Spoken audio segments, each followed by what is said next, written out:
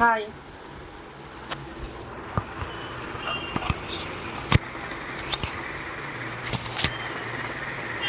High, দেখো কি কিনে এনেছি। ভিডিওটা বানাচ্ছি কোথায় জানো? জানলাতে ক্যামেরা রেখা। দেখ, একটা বড় বক্স কিনে এনেছি।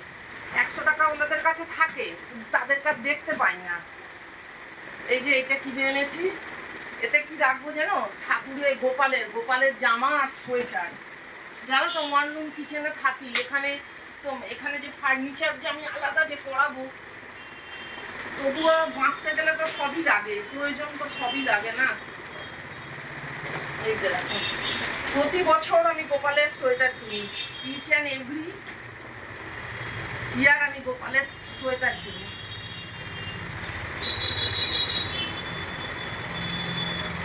সোয়েটার, টুপি, প্রত্যেক বছর ভ্যারাইটি জিনিস কিনি, ভ্যারাইটি। এবার সেগুলো একটুখানি ভালো জায়গায় না রাখলে চলে। কেচেছি, সাবানটাও মানে কেচেওছি। দিনের বেলায় ভিডিও বানাই, আজকে তো দিতেই পারিনি কোনো ভিডিও। এইখানটাতেই রাখছি।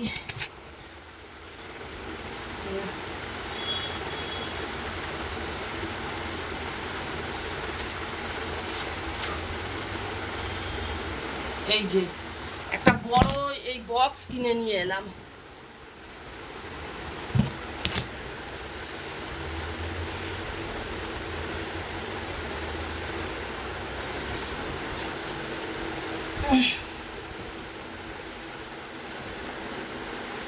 বড় বক্স কিনে নিয়ে এলাম, নিয়ে এসে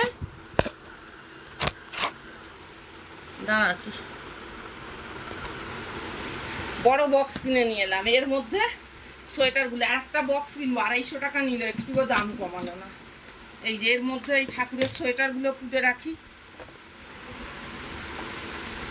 ঠাকুরের যেসব সিংহাসন, তো আমার ঘরেতে তো জায়গা নেই যে আমি করব।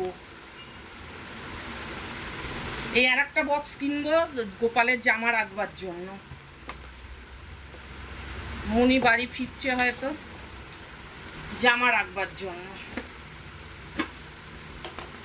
অনলাইনে যেসব জামা কাপড় দেখি না বিভিন্ন পেজে, বিশ্বাস করো সেই সব জামা কাপড় কোথাও না শ্যামবাজারে পাই, না এখানে পাই। পুরো বক্সটা ভরে গেল একদম আমার।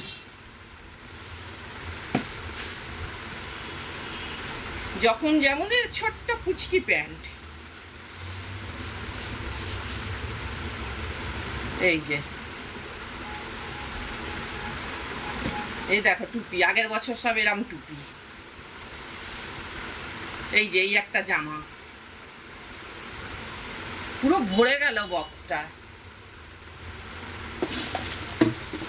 মায়ের সাথে যোগাযোগ থাকলে, কম আছে আমার, মায়ের সাথে যোগাযোগ থাকলে মাকে দিতাম খানিকটা সোয়েটার ফোয়েটার, বাট নেই তো, আর রেখেও লাভ নেই। এই হচ্ছে আমার গোপালের পুরো সোয়েটার। দেখো, পুরো গোপালের সোয়েটার ভরে গেল দেখো। এই যে আলমারির মাথায় তুলে রাখবো, এ তো বছরে একবার বেরোবে। এই এই যে এই হাত মোছাগুলো, এগুলো সমস্ত এই জ্যোতির শ্বাস দিয়ে তো দিত ড্রামের মধ্যে। তাও দেখো কেমন যেন লাগছে, সব ফেলে দেবো সব। এই যে সব কিছুই কিনতে করতে হবে।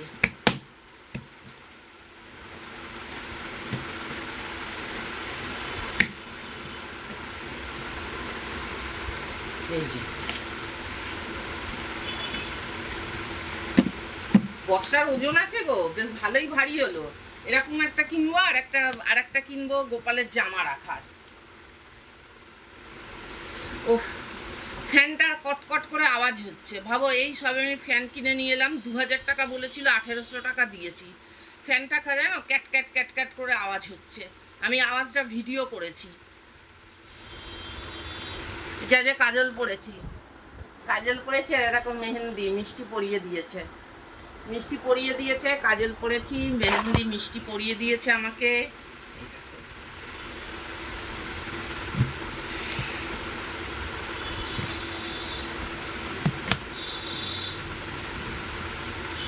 এইটা আলমারির মাথাতে রাখবো, এইটা আলমারির মাথাতে তুলে দেবো। যাই, রাতে রুটি ফুটি কিছু খেতে ইচ্ছা করছে না, পাস্তা খাবো। পেঁয়াজ রসুন দিয়ে পাস্তা, ডিমও আছে, ডিম পেঁয়াজ রসুন দিয়ে পাস্তা বানাবো। মাঝে অন্য কিছু খাবো না, বেশি করেই পাস্তা এনেছি। সকালবেলা তো ওই কালকে রবিবারের মাছ টাছ সব ছিল, মিঠু আবার ইলিশ মাছ এনেছে, সব কিছু ছিল। রবিবার দিন সকালে যা যা রান্না করেছিলাম, চুনো মাছ, মাছের তেল, সব কিছু ছিল। তা সেই সব কিছু দিয়েই আজকে হয়ে গেছে। এক চিকেন তরকা ছিল, দারুণ তরকাটা বানিয়েছে, যেমন বানিয়েছে তেমনি রুমালি রুটি খেয়েছি। আমি রুমালি রুটি অনেক দিন পরে তো খাচ্ছি, প্রায় কয়েক বছর পরে খাচ্ছি। রুমালি রুটি খেয়েছি তোমার 4টে, মিঠু 2টো খেয়েছে, মেয়ে 1টা, 3টে, 8খানা নিয়েছিলাম, 5খানা রুমালি রুটি আমি খেয়েছি। এত খিদে পাচ্ছিল না, কি করব, খিদে পেয়েছে, খিদের চোটে খেয়ে নিয়েছি। এখন তার সাদা ময়দার লুচি পরোটাও খাই না। একটু লুচি করলে, লুচি কখনো মাসে একবারও কিনা সন্দেহ, ময়দার রুটিও খাই না, কিচ্ছু খাই না। আটারি, আলুর পরোটা, এ পরোটা আটারি, একবারে ডো বানিয়ে রাখলে কি হয়, ও শুধুই খাওয়া হয়ে যায়। দেখো আমার গোপালের নতুন সোয়েটার রাখার। চলো বাই, টাটা। হ্যাঁ, একটু চুলটা খুলে নি। চলো টাটা, বাই বাই। আমার জামা ঝুলছে দেখো, ফ্রিজের হ্যান্ডেলে আমার জামা রাখি, গামছা রাখি। কি করবো বলো তো, আর থাকতে পারছি না এই ঘরে, কিছু অল্টারনেটিভ ব্যবস্থা একটা করতে হবে। দেখা যাক ভগবান কি করে। চলো টাটা, বাই বাই। আবার কোনো না কোনো ভিডিও নিয়ে আবার ফিরে আসবো। টাটা।